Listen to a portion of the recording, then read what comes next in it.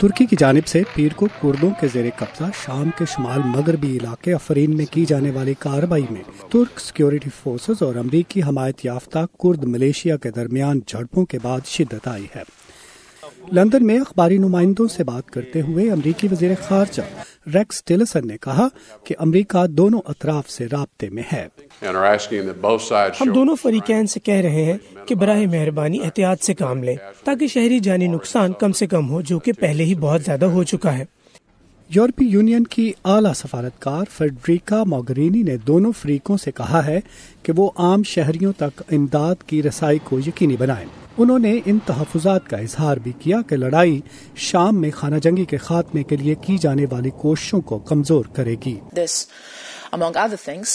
شام میں دوسروں کی جانب سے عسکری کارروائیوں سمیت دیگر چیزوں کے علاوہ اس سے جنیوا میں مذاکرات دوبارہ شروع کرنے کی کوششوں کے عمل کو سخت دھچکا لگے گا، اور ہم سمجھتے ہیں کہ اسی عمل سے شام میں سیاسی تبدیلی کے ساتھ پائیدار امن اور سلامتی پیدا ہو سکتی ہے۔ ترکی کے صدر رجب طیب اردوان نے کہا ہے کہ ان کی افواج اس وقت تک نہیں رکیں گی جب تک ترکی شام کے ساتھ اپنی سرحد محفوظ نہیں کر لیتا۔ ان کے مطابق امریکہ کرد ملیشیا کو مسلح کر رہا ہے، جس کا بنیادی مقصد ترکی کے اندر حملے کرنا ہے۔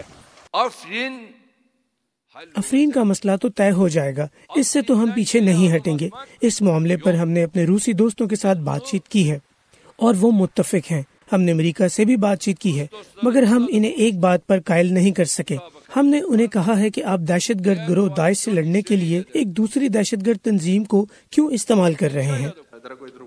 پیر کو روسی وزیر خارجہ سرگئی لاوروف نے امریکہ پر الزام لگایا کہ وہ یا تو جان بوجھ کر یا صورتحال کو نہ سمجھتے ہوئے کرد علیحدگی پسندوں کی تحریک کو ہوا دے رہا ہے۔ روس کی فوجی مدد سے اسد حکومت شام مخالف دھڑوں کے قبضے سے زیادہ تر علاقے واپس لے چکی ہے۔